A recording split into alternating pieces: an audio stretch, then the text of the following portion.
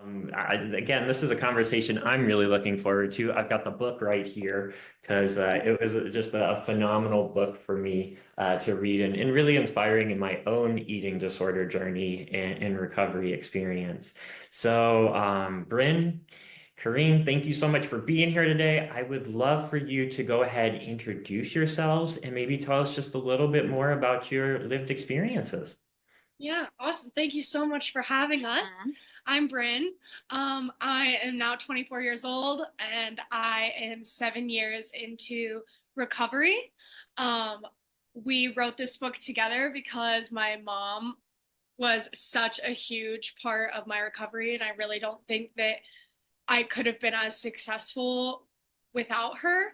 And so we decided to write this book to honestly help one person. Like while I was really in it and I was like in the hospital and stuff, I needed something to like inspire me to get through it. And I felt like all of the pain and the hardships and the challenges were going to be worth it if I could help one singular person.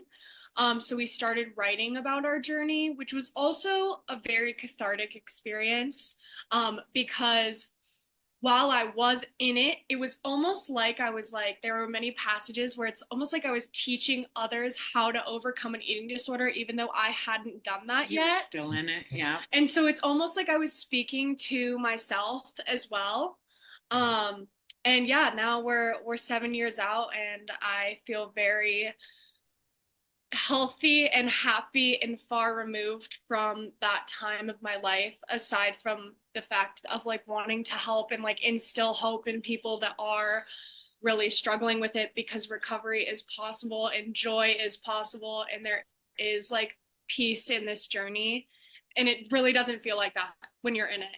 Yeah. So yeah. Yeah, it's one of those things where I've reminded myself as I've started to share my story and get out there to help other people is that I'll never be able to change the world, but I can change one person's world every single day. And that's a pretty cool thing to think about. And that's why sharing our stories is so important. So just by writing the book and getting out there and sharing your story that way, like you're helping countless people. So thank you. And we really wanted to keep it authentic, Hmm. in our own voice. So yes, there's some cussing because my gosh, when you're going through it, Yeah. the frustration is just incredible, right? Yeah. And also just to us, it was also our art. We were, Hmm. we didn't want it to be a traditional book. We never claimed it to be a how-to. Yeah. So there's some passages that I like just wanted it to be blah, blah, and not cut pretty little paragraphs. And so those were choices that, we made because we wanted the reader to see that it is messy. It is messy. Yeah, and I think there was also like a big part of it that there's so much stigmatization surrounding an eating disorder and what it looks like, what it feels like, what causes it, and things like that. That also there was a lot.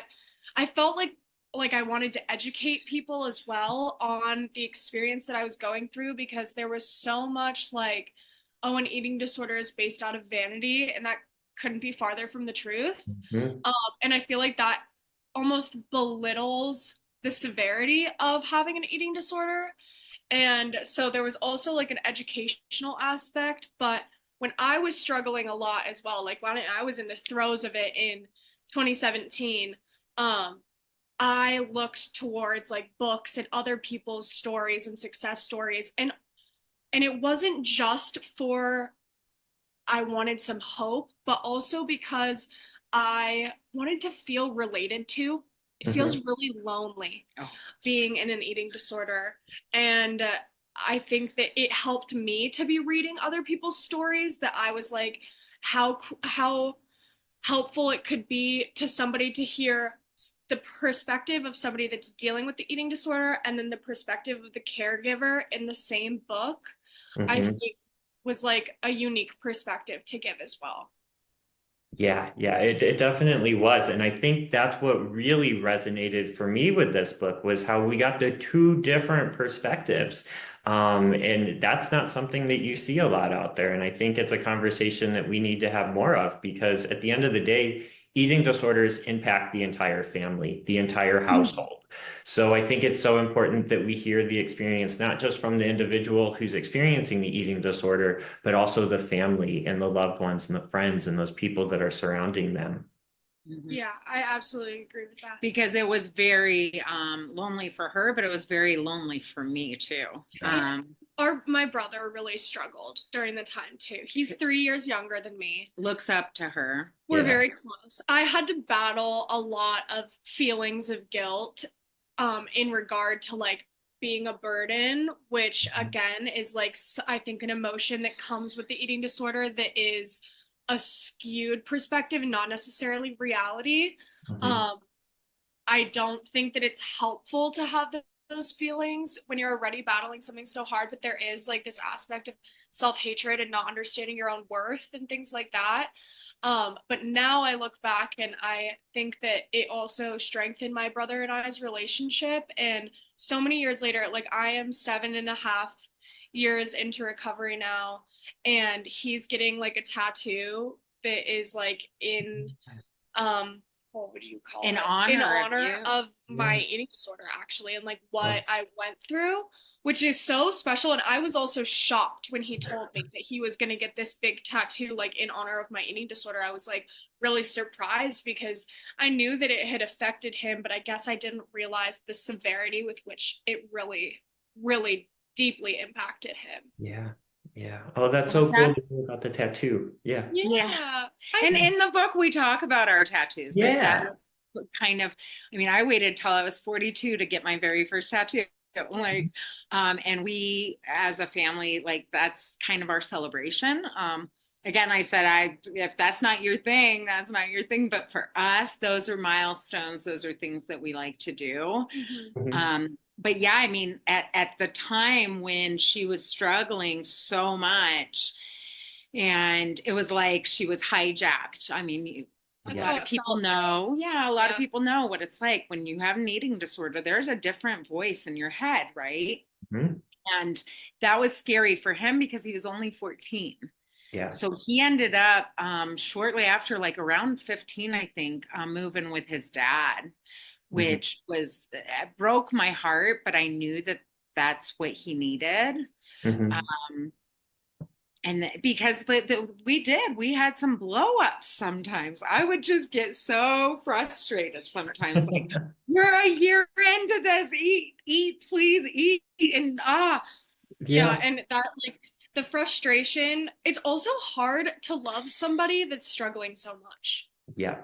Like it's not, I'm not saying that it's like that person that is struggling is a burden, because I don't agree with mm-mm, that and I wouldn't view they're myself ill. as a burden. Yeah, like They're ill. I was having a human struggle, Yeah.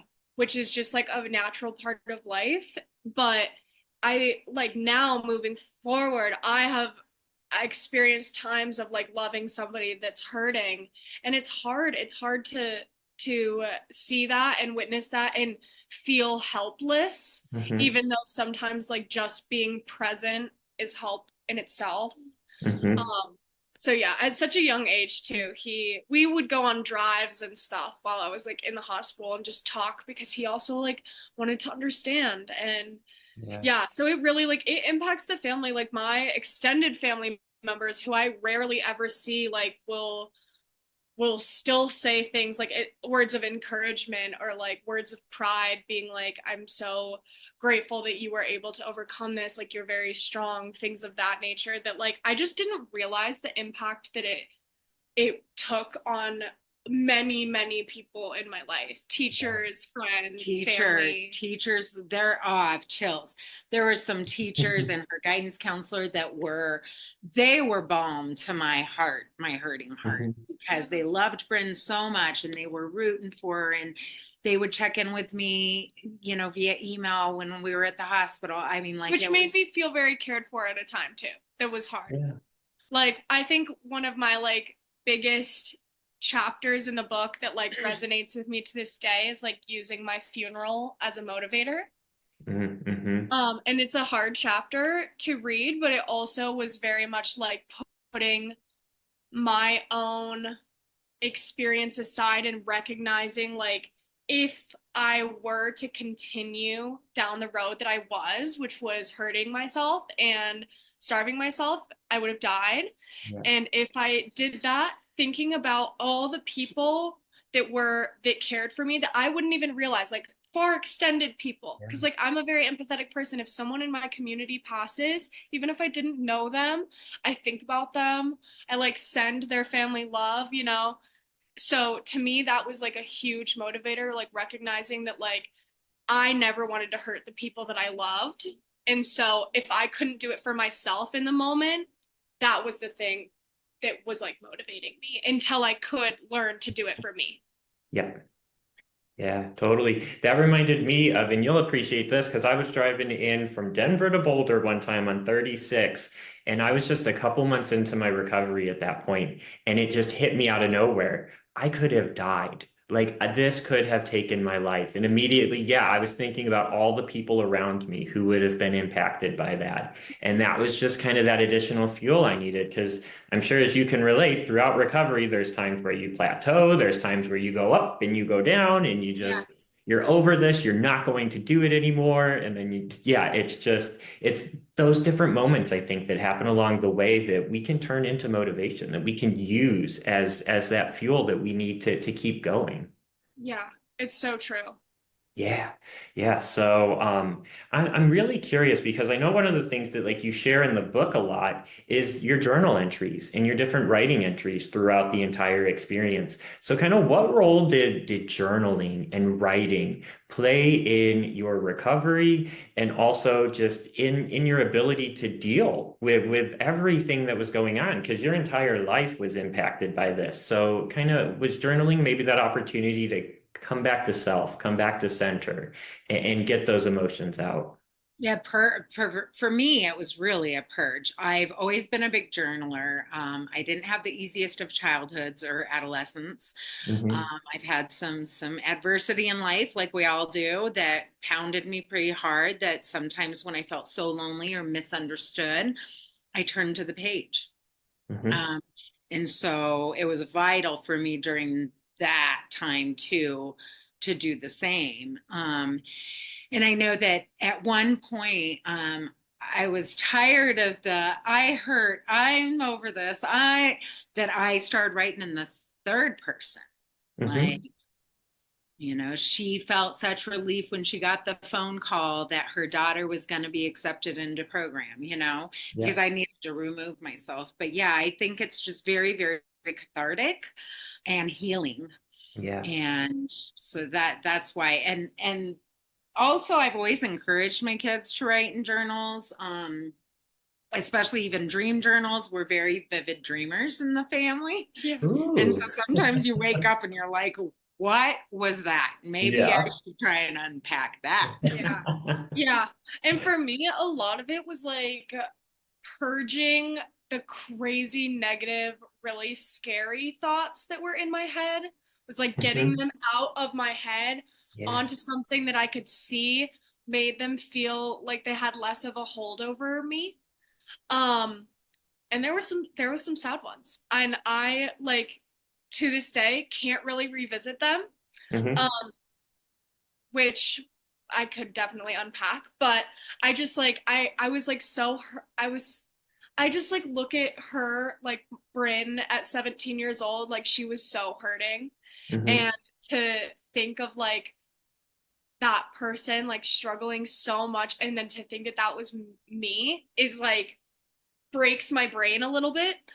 Um, but journaling did play like a huge role in purging things. It was sort of like a one-on-one therapy with yourself. Mm-hmm.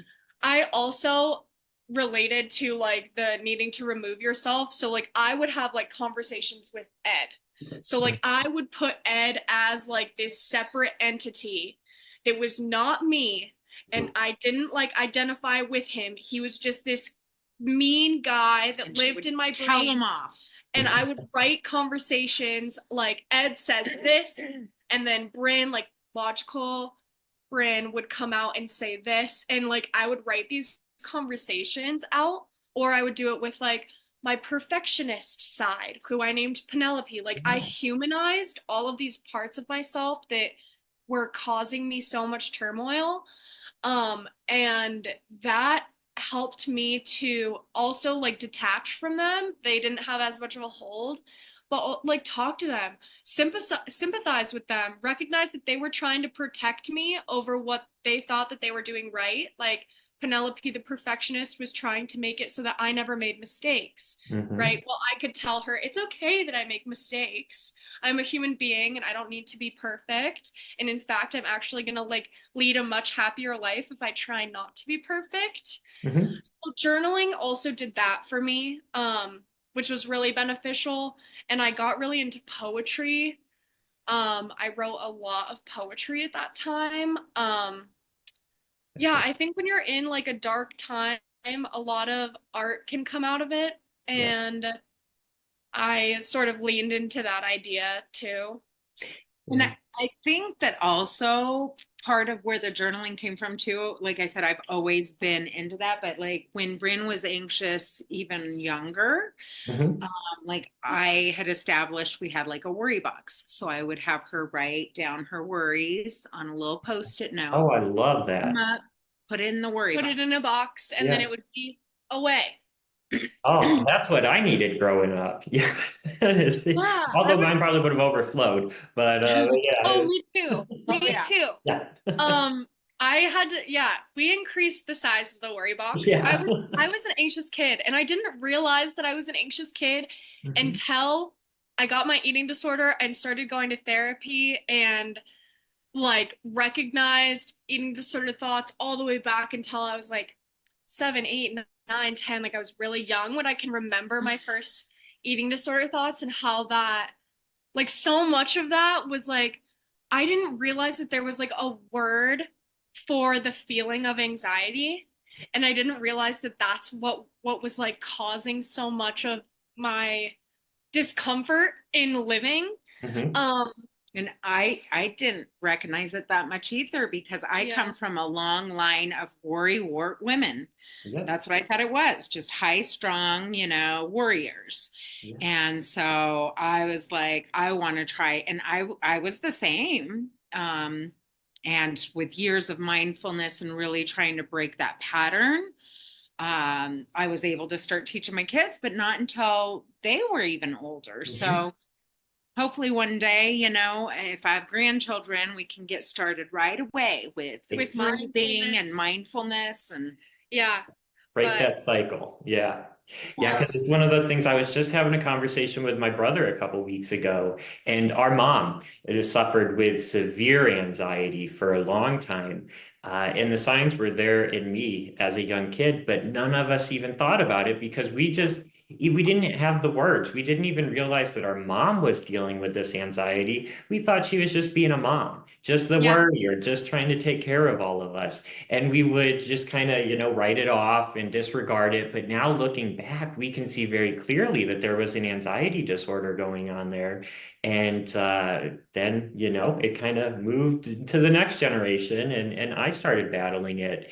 And now looking back and especially taking that objective perspective, like you both have talked about today, I can better understand now. Oh, yeah, that was anxiety. Oh, that was OCD. Oh, that was yeah. eating disorder. Yeah, it's Like hindsight's 2020, I guess. I feel like knowledge and like sometimes I talk about this a lot and we don't need to like get into it because it's a whole discussion, but like the idea of labels, like some people think that labels are really detrimental and some people think that labels are really helpful. And for me, labels and a diagnosis was so beneficial to me because I was so confused and I couldn't put words into like I couldn't put my feelings into words and it was driving me kind of nuts. And so then when it was like presented to me like these tendencies that you do are like stem from OCD or stem from anxiety or things like that. It was like so helpful to me because it also made me feel like firstly, I'm not the only person that's dealt with this in my life. There's a Mhm. community of people that understand how I feel, but also it made me feel like less crazy. Like, you know, you feel like kind of crazy when you don't know what's going on in your head or your body. Mhm. And so for me, like labels and diagnoses were incredibly helpful. But Yeah. that's like everybody has like a different sort of opinion on that topic. Yeah, yeah, it's definitely different for everyone because like in my case too, it was really important when I was diagnosed with an unspecified eating disorder, and I would later stumble across the term orthorexia and then immediately realize that's what I'd been battling. Yeah. But that little period in between with the unspecified, it didn't seem that serious to me. It was like, oh, it's like other on a test or something. Like it's not that Yeah. bad. As soon as I came across orthorexia, that light bulb went off. And then I was able, again, to connect with other people who were experiencing similar situations or similar experiences. So for me, that label was really important too, Yeah. because it helped me find the community I needed to heal. When I think community is such an important part of recovery. I like there were definitely days and times where like I didn't really want to talk to anybody at all, but I remember I got a pen pal somehow from I can't remember if it was like ANAD or NITA or like some company, some Wasn't it through association. Gail? I Right? can't Oh, remember. there. There was someone that I basically had a pen pal who had struggled with an eating disorder and was in recovery and wanted to like help me It was kind of go through it. mentor Yeah, it was a situation. mentorship. And it Yeah. was so beneficial to me too, to again just like know that other people had struggled with this and overcome it. I was Mhm. like shocked by that idea. I didn't know that that could happen because it just felt like so far off. Felt like you would always be in it. Yeah. I like couldn't see a life without Ed Mhm. because up to that point I had only lived a life with Ed. Right. Um, so yeah. Yeah. Yeah, and that's the one thing that I really love about Anid, and I don't just say that because I work here, but I think it is so cool with the peer mentorship program and the support groups where you get to connect with other people who have been there or who are there, and it's like, okay, I'm not alone in this Yeah. because eating disorders love to isolate you. I was surrounded by people, you were surrounded by people who Yeah. loved you, but you still feel so alone when you're in that moment. And we've also seen that the family can feel very alone in that moment as well. Right. And a lot of people, I think, struggle to seek out others because of like this stigma that um that something wrong or bad is happening. They don't want to be judged by other people. Like I definitely remember going through like, oh, do our neighbors know? Like, do we need to tell our neighbors? Are our neighbors going to judge us? And things like that. There was like just this added level of stressor that didn't need to be present in an already incredibly stressful time. But Hmm. you feel it too with people's reactions, Oh the yeah. blank stares and where my loneliness really came from is if my daughter had cancer, there would be sympathy, there Yeah. would be, Yep. but my daughter was starving herself and overexercising. And so, People almost like I must have fault done you something for it. wrong. Like they Yeah. faulted Yep. me Or for it. me, Yeah. or Yep. yeah. Which I Yeah, was like so it's like you woke incorrect. up that day and decided to have an eating disorder, and Yeah. you're like, as I'm raising Bryn, I'm gonna make sure she gets an eating disorder one day. Like, Right. yeah, it doesn't work like that, but It's you're like right. people just truly Yeah. don't understand like what's actually going on in your mind and like what the root causes are. And so many of it is like needing control over something in your life. Yeah. You feel out of control, and so you need control. Yeah. And eating is one of the easiest ways to, like, one of the easiest means of gaining control Yep. because, So, like, it's only you that can feed yourself. And so that's also why, like, it's so prevalent, but it's like just not spoken about as no. often. We're getting there. Yeah. We're Look, getting We're closer. getting there. We're Yeah. getting closer. We're normalizing that conversation. The one thing that I always say with all the stuff that I do here at Anid is I've worked at another nonprofit before, and it was cancer related. So when I would reach out to other companies or other organizations, they were always much more receptive than I've found that they are when you find out that you're with ANID, an eating disorder place. And it's one of those things that I am dedicated to breaking through because, yes, it is a serious mental illness. And that is one thing that we need to get out there and to share because I do think people think it's just for vanity or it's just Yeah. a disease of the privileged or something like Right. that. And the truth is, eating disorders can happen to anybody. It doesn't matter Yeah. what your background is. And unfortunately, I think a lot of people out there are battling in silence. So more than likely, we all know somebody who is experiencing an eating disorder or at the very least disordered eating right now. Yeah. Oh, it's so true. When I bring up my story to people, like more often than not, people are like, could I have a book? Like either I'm struggling or I know somebody that's struggling, or like I have had disordered eating patterns in my life or things like that. I also think something that's like so hard about anorexia in particular, or something that I felt was really difficult about it, is like I would think about it in terms of like, okay, if I was addicted to drugs and I was like going to rehab to stop my behavior, my like self-harming behavior of doing drugs, I would like have to not do drugs. Where with it, anorexia, it was like I had to do the thing that I didn't want to do 6 times a day, every Yep. day. It was like I had to face it constantly. And that to me was so like there's nothing like that in other like sort of rehabilitation Right. areas. And so that was something that I also like I didn't feel like people understood that part of it too. That is the same. I always use the example of because I battled alcohol abuse for a long time too, and it was through my eating disorder recovery that I healed that relationship and became sober. But I always tell people that with my sobriety, like I don't have to go into a bar. I don't have to go into a liquor store. I gotta go to Exactly. restaurants to see my friends. I gotta go to the grocery store. I gotta eat every single day. Yeah. It is, I'm facing that fear, that challenge, just like you, 6 times a day. And I think that puts it into a perspective that people can better understand. Yeah. Congrats on your sobriety also. That's Well, really thank amazing. you. Thank you. Yeah, it was, I always tell people it was an unintended benefit of my eating disorder recovery That's because awesome. I was not like, oh, I have an abusive relationship with alcohol or anything, but it was one of those things I learned as I was going through that recovery Yeah. process. There are silver linings when we look. Yeah, There are. there always are. So one of the things I wanted, as we're talking about all of this, there was a chapter in the book. I got to hold it up again so everybody who's watching us or watching the recording can see it again. But there was a chapter called The Perfect Storm or something of that sense.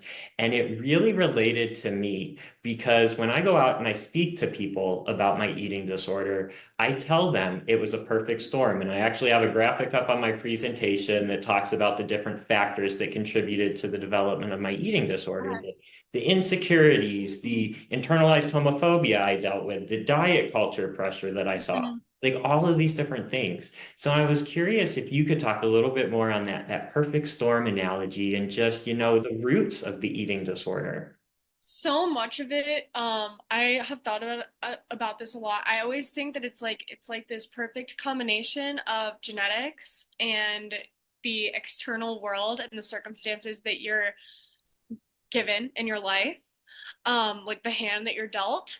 And I mean, when I think back to like being 7, 8, 9 years old and like being in a bathing suit around kids on a field trip and feeling like so insecure, to me, like a large part of that is like genetic because I was so, so young that I'm like, where did that like insecurity come from?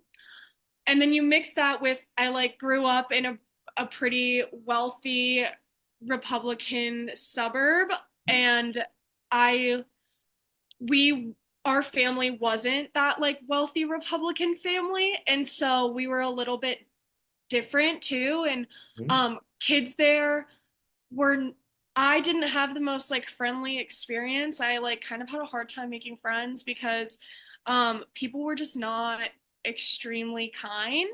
And they were given a lot too. And so that sort of like comparison to others, like I was always sort of like consciously or subconsciously comparing myself to others. Hmm. Mix that with the start of social media. When I was 12, Snapchat came out and Instagram and all of that. And that definitely like propelled it. And then mix that with I learned like learning about eating disorders in school. I don't think they did a good job. In fact, they introduced me to this idea of like if you want to look a certain way or be a certain way or be perceived a They certain said, way, be healthy. yeah, you can Hmm. do it like this, yeah. Or like you want to be healthy. Here are like food groups to avoid Yep. being healthy. And so mix that into it. Um, the anxiety, the like predisposition of anxiety.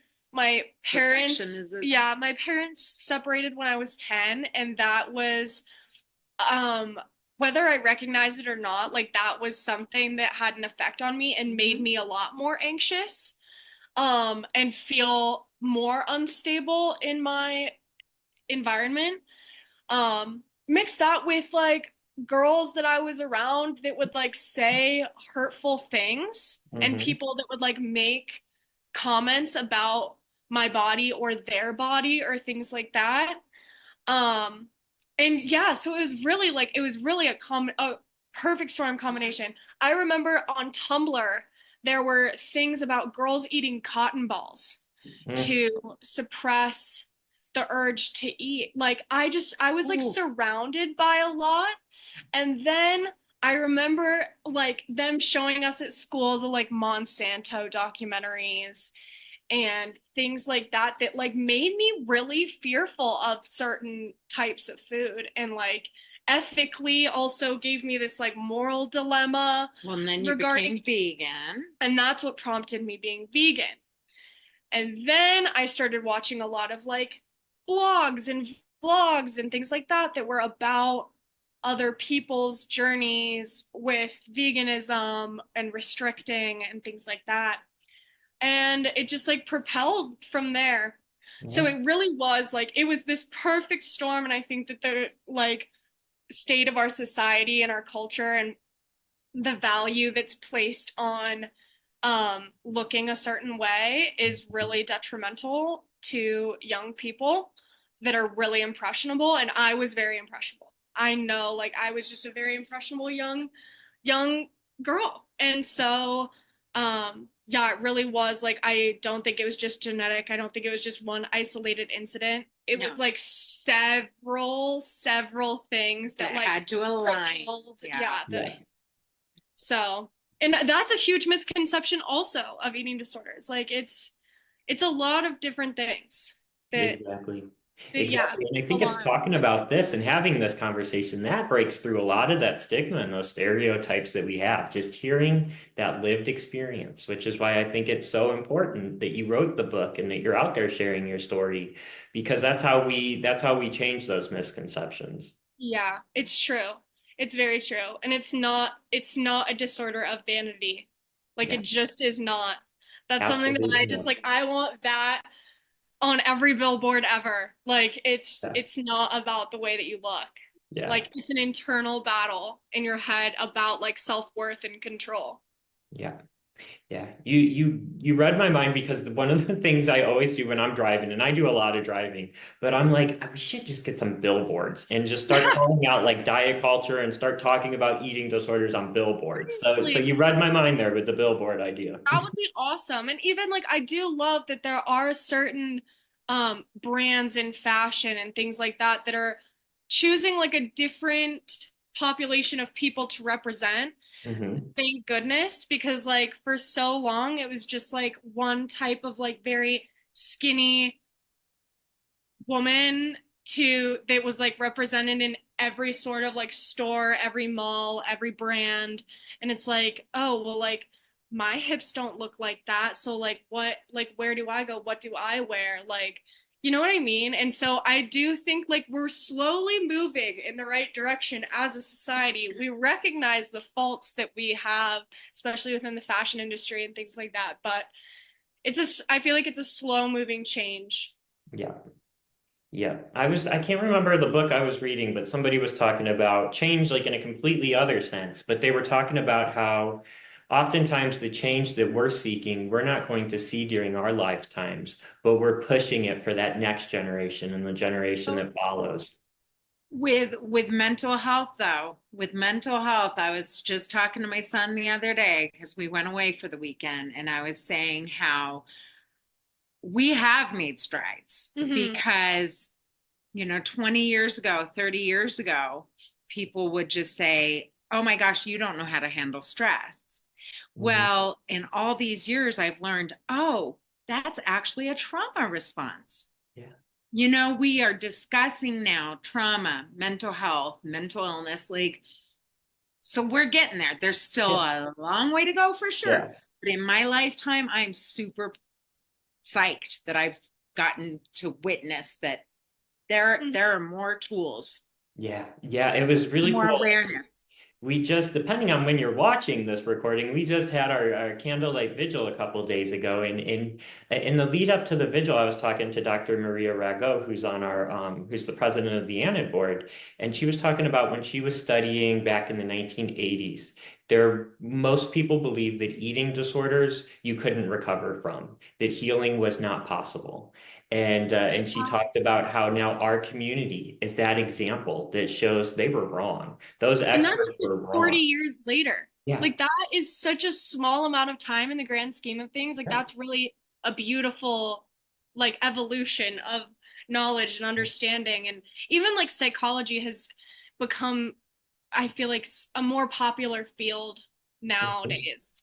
And yeah. And I'm really optimistic, given the conversations I have with high school students and with college students across the country. This next generation, they get it. They get it. I don't understand half of the words they use or half of the things they do on social media, but they get it when it Yeah. comes to mental health. So I am really optimistic. That's so exciting. Yeah. Yeah.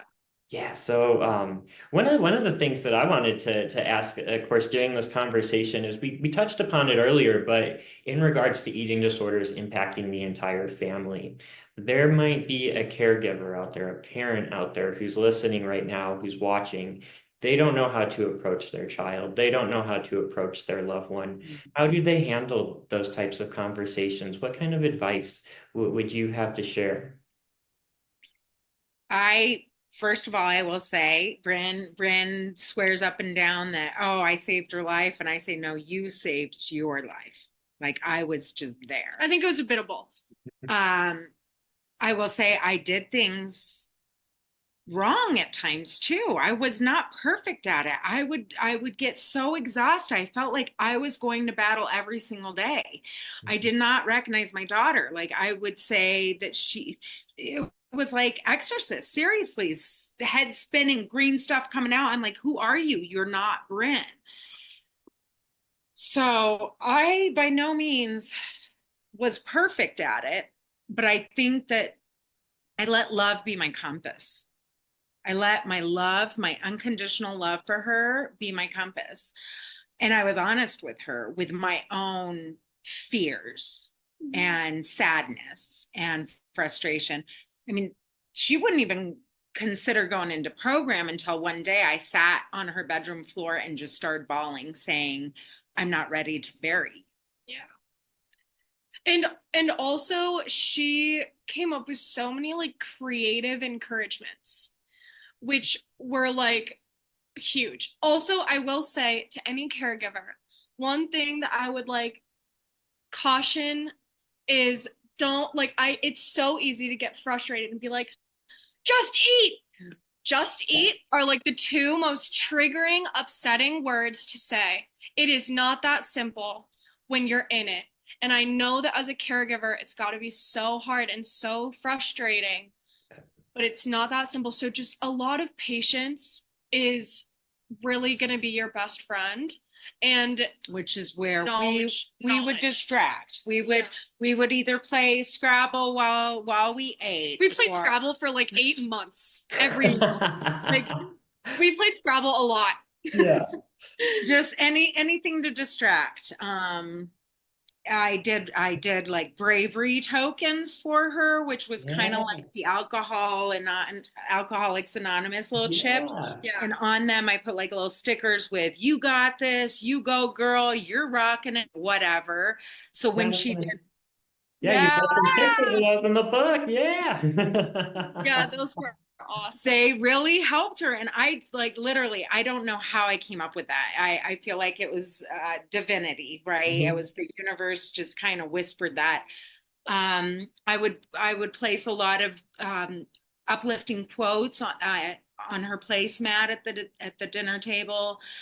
We also had a positivity jar. What did we call it? Where we would put Post-it notes when she like conquered a fear or got over, which would make me feel like proud and like I like wanted to keep going in my recovery. So like rather than like wanting to succeed at an eating disorder and at anorexia, my viewpoint sort of shifted to wanting to succeed at recovery because I was so success oriented.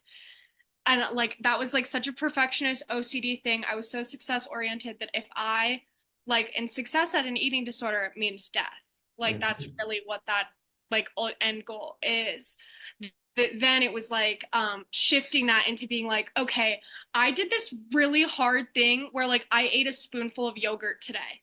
And it would be something as simple and small as that, but like something that was like a really hard mental block for me. If I did it, I'd like write it down and be like, good job, Bryn. And I would have to view myself as a friend in those moments, like where I was like, okay, this isn't me, but like if a friend did this right now, how would I react? And I would be like really excited and I'd encourage them. And then I would like try and shift that to be myself. Like, okay, Bryn is my friend. How are we going to treat her as a friend that just accomplished something hard? Yeah.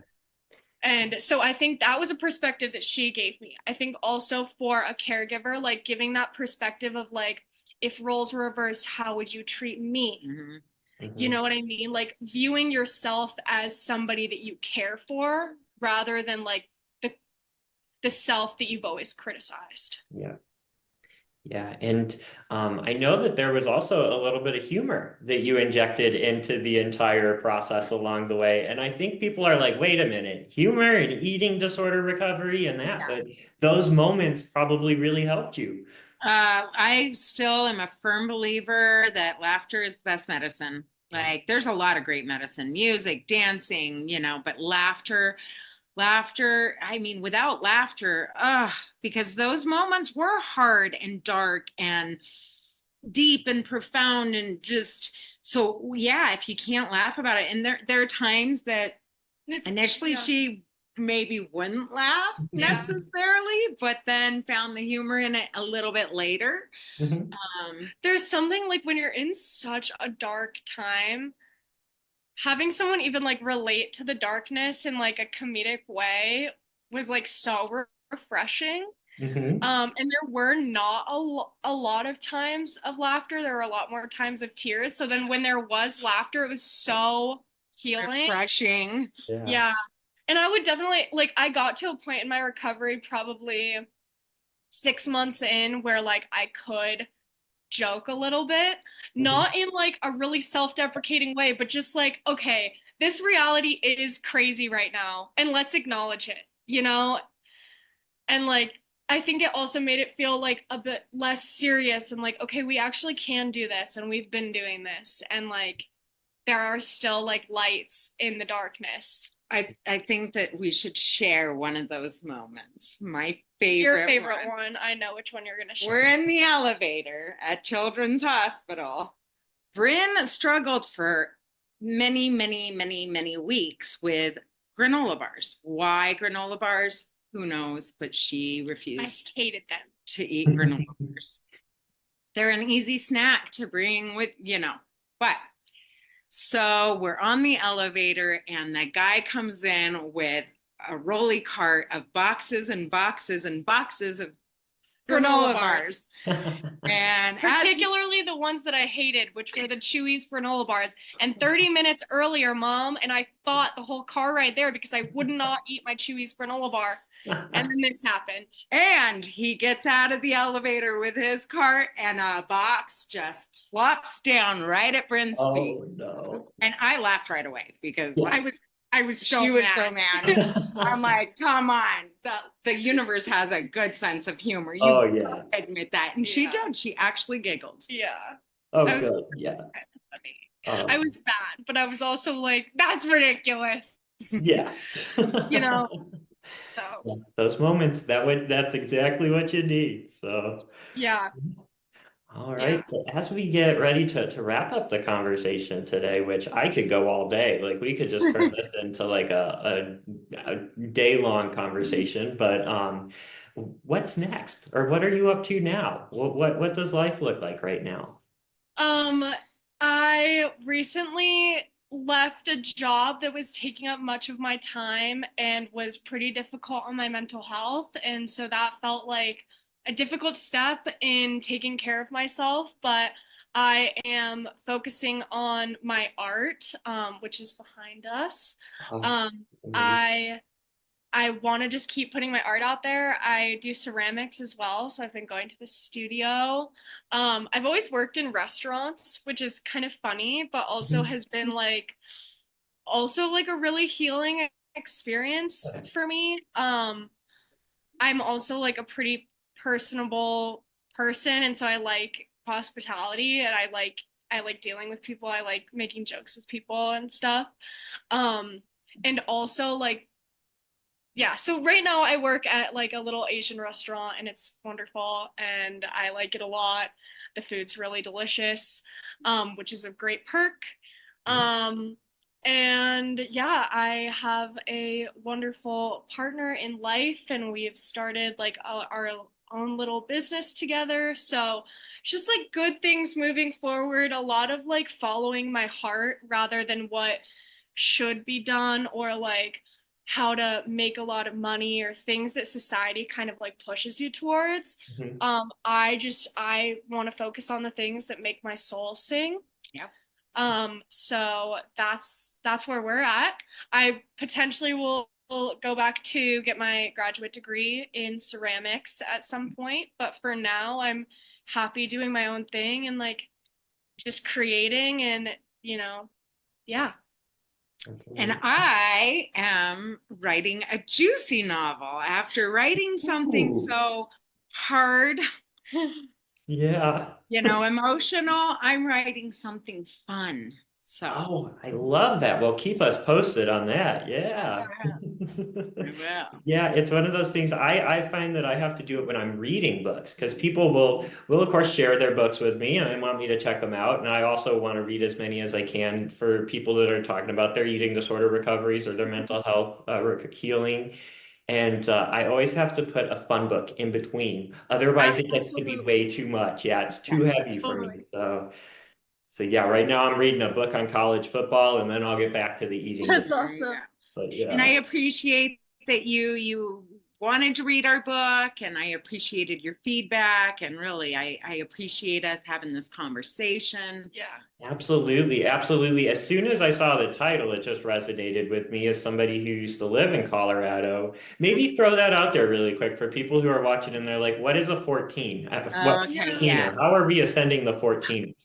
And that's something that the publisher kind of fought me on too. And I'm like, so when we were in the hospital and Bryn's like, I cannot do this. I can't do this. I cannot recover. And I was like, we're at the bottom of a 14er is Colorado speak for a 14,000 foot mountain.